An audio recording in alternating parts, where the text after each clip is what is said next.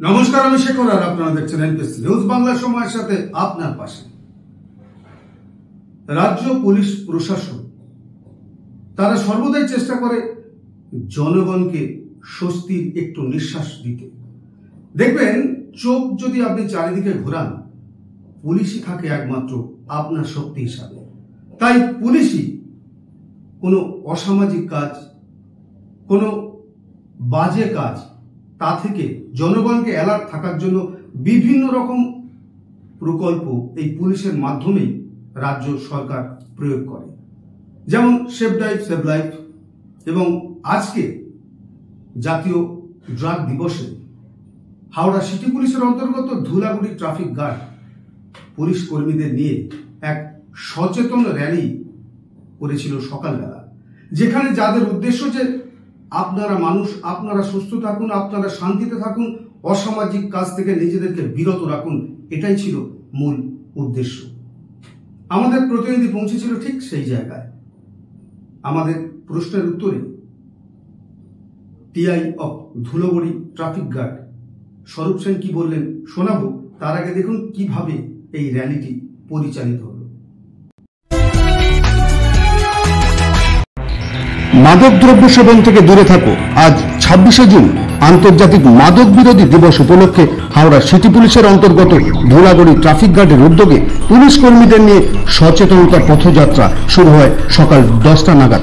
16 নম্বর জাতীয় সড়ক ধরে প্রায় 5 কিলোমিটার পায়ে হেঁটে সাধারণ মানুষকে চোখে আঙুল তুলে দেখিয়ে দিল মাদক দ্রব্য সেবনে সমাজে কি কি ক্ষতি হয়।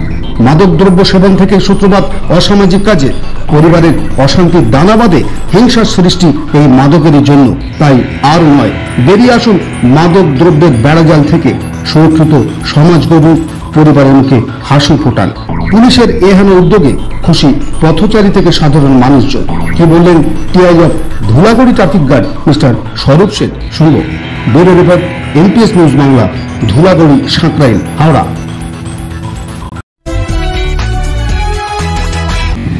আজ 26শে জুন আন্তর্জাতিক মাদক বিরোধী দিবস।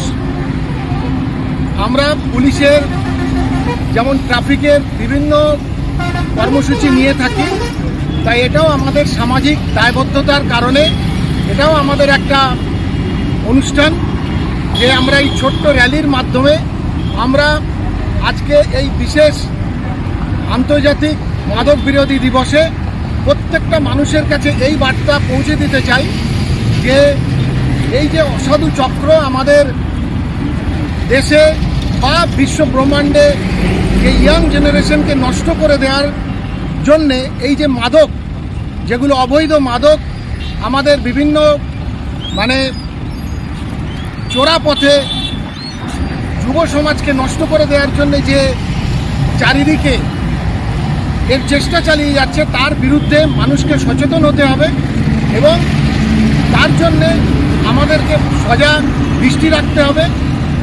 প্রত্যেকটি অবৈধ যে সমস্ত মাদক দ্রব্য আছে বা অবৈধ ওষুধ আছে, তার বিরুদ্ধে আমাদেরকে সবাইকে নজর রাখতে হবে, যাতে এই অসাধু চক্র আমাদের যুব সমাজকে নষ্ট করে সমাজটাকে ধ্বংস করে দিতে না পারে।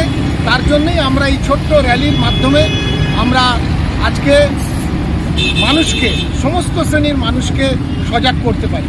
স্যার, এই র্যালি কোথা থেকে কোথা পর্যন্ত শেষ হবে স্যার? আমাদের এই ধুলাগড় ট্রাফিক গার্ডের এখান থেকে শুরু হয়েছে, এটা হাই রোডের সার্ভিস রোড দিয়ে কান্দুয়া হয়ে রানীহাটিতে গিয়ে শেষ হবে।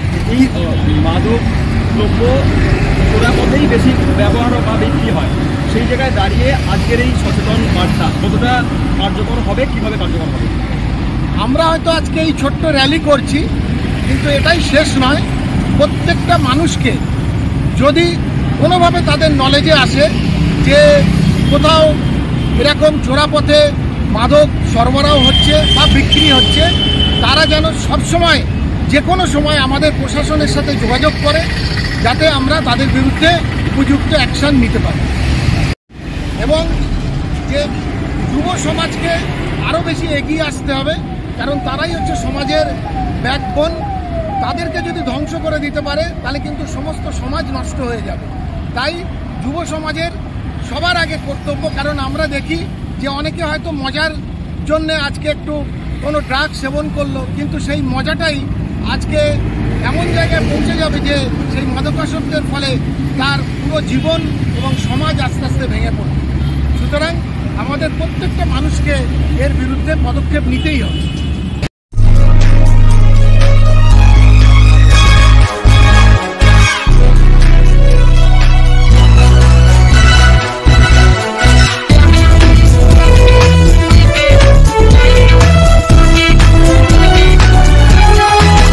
আপনারা দেখছেন এনপিএস নিউজ, সবার সাথে সবার মাঝে।